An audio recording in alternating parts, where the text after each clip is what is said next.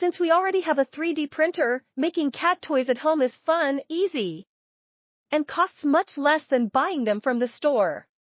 I printed dozens of small toys for my cat, and he loves them. But when it comes to printing something that holds food, things are a little different. Regular PETG filament, even though it's strong and easy to print, isn't safe for pet feeders. The reason is that most standard PETG contains additives, colorants, and manufacturing residues that aren't certified for food contact.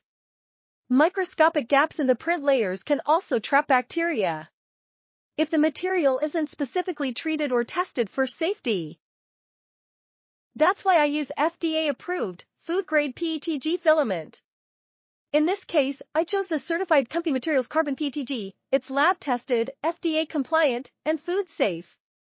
This gives me peace of mind knowing my cat's food never touches anything potentially harmful. Food-grade PETG is made with pure resin and no toxic dyes or heavy metals. It's resistant to moisture, chemicals, and easy to clean.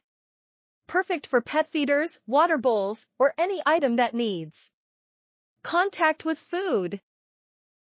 While you're watching the print in progress, and my cat playing with his new toy, remember, safety isn't just for humans. If you're printing something your pet eats from, always use food-grade certified filament.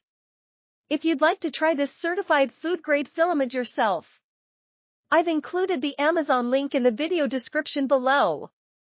It's my affiliate link, which means I may earn a small commission at no extra cost to you, and it helps support this channel. Thank you for your support.